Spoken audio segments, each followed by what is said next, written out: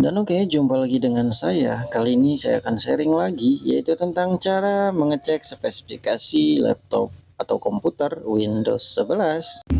Yang pertama, silakan like, subscribe channelnya, dan aktifkan loncengnya agar channelnya tidak sepi terus ya.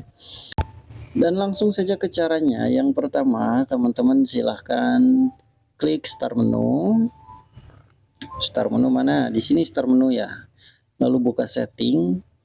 Di bagian setting ini silahkan buka pada bagian sistem, lalu scroll ke bawah. Di sini ada about ya, tinggal diklik saja. Di sini sudah ketahuan ya namanya, terus prosesornya ketahuan, untuk RAM-nya ketahuan ya 12 GB. Terus untuk sistemnya 64 bit, untuk Windows-nya Windows 11 Home Single Linguist. Itu cara yang pertama, kita mengecek spesifikasi standar pada laptop ataupun komputer Windows 11. Adapun cara yang kedua, teman-teman bisa tekan di keyboard atau di pencarian ini ketik saja DXDiag.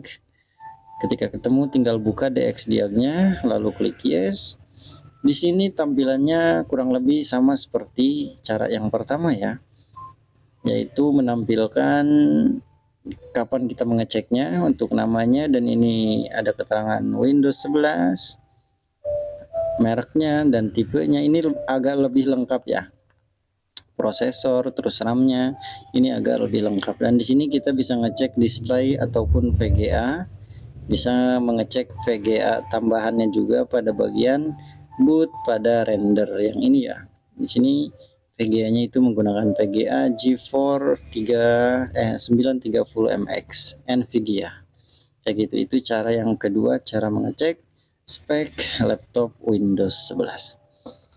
Nah, yang lebih lengkapnya yaitu dengan cara kita mengeceknya melalui sistem information ya, teman-teman. Sistem information.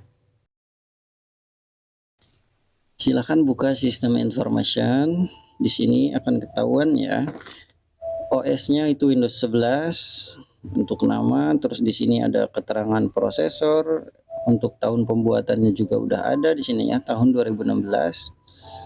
Kayak gitu. Ini lebih lengkap juga. Nah, seperti itu biasanya saya mengecek spesifikasi laptop komputer Windows 11. Semoga bermanfaat. Cukup sekian. Assalamualaikum warahmatullahi wabarakatuh.